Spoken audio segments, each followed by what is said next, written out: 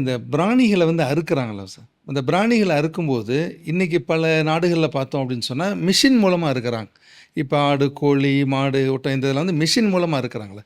இந்த மிஷின் மூலமாக பிராணிகளை அறுக்கிறது அப்படின்றது கூடுமா சார்? மிஷின் மூலம் அழிக்கிறங்கிறதுல 2 வகை இருக்குது. அதில் ஒரு வகை கூடும், இன்னொரு வகை கூடாது. இப்போது மிஷினாக இருக்கிற அந்த சுவிட்சு போடணும், சுவிட்சு போட்டால் அது இயங்கும், அது அறுக்கும். இதில் 2 முறைங்கிறது எப்படின்னு சொன்னால், பல மிஷின்கள் இருக்கும். ஒவ்வொரு மிஷின் அறுபடுற இடத்துல ஒவ்வொரு ஆடாக வச்சுருவாங்க, அல்லது ஒவ்வொரு மாடாக நிறுத்தி வச்சுருவாங்க. ஒரு தடவை சுவிட்சு போட்டால் ஒரே டயத்தில் அது எல்லாத்தையும் அறுத்துடும். பிஸ்மில்லா சொல்லி தானே இருக்கணும்.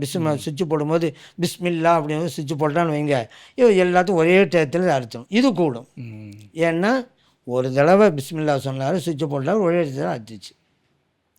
அப்படி இல்லாமல் ஒரு இதிலேயே ஒரு ஆள் அறுத்தப்பட்ட பிறகு அதிலே இன்னொரு ஆளை கொண்டு போய் நிப்பாட்டுவாங்க, அதில் இன்னொரு ஆளை நிப்பாட்டுவாங்க. ஒரு தடவை தான் சுவிட்சு போட்டார் பிஸ்மில்லாண்டு, அது எங்ககிட்டே இருக்குது.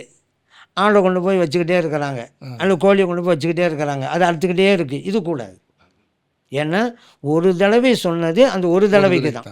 அந்த ஒரு தடவையில் பல பிராணிகள் அறுக்கப்படலாம், பிரச்சனை இல்லை. இங்கே ஒன்றன் பின் ஒன்றாகன்னு சொன்னால் பல தடவைகள் ஆயிடுச்சு. ஆனால் இவர் சொன்னது ஒரு தடவை தானே பிஸ்மில்லா சொல்லியிருக்கிறாங்க. இது எப்படின்னு சொன்னால், மிஷினே விட்டுருங்க.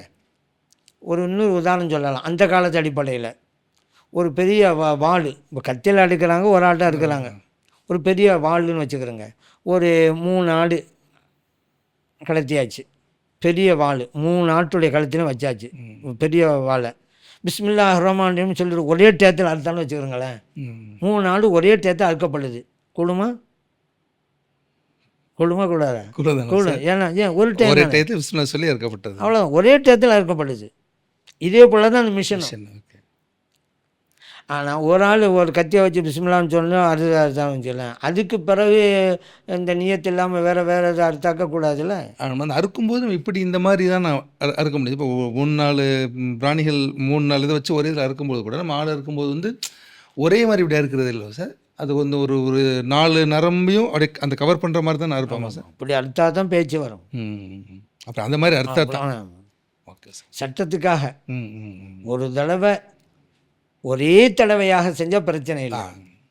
ஒரு தடவை சுவிட்சு போட்டுட்டு அதை பல தடவை யூஸ் பண்ணால் அது கூட. முதலாவது அறுக்கப்பட்ட மட்டும்தான் கூடும், அடுத்தடுத்து கூடாது. ஏன்னா மனிதன் அறுக்க வேண்டும். பொதுவாக நான் சொல்கிறது, மனிதனுடைய செயல்பாட்டின் மூலம் அறுக்கப்படணும்.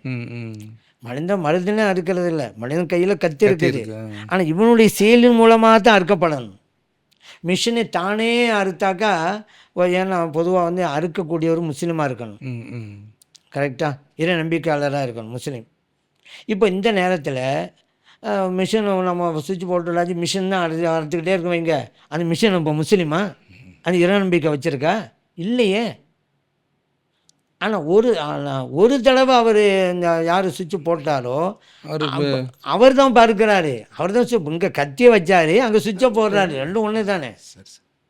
அதனால தான் இப்போ நம்ம சொல்கிறது, மிஷின் மட்டும் அறுத்தக்கூடாது, மனிதர் தான் இருக்கணும். மனிதருங்கிறது ஒரு தடவை.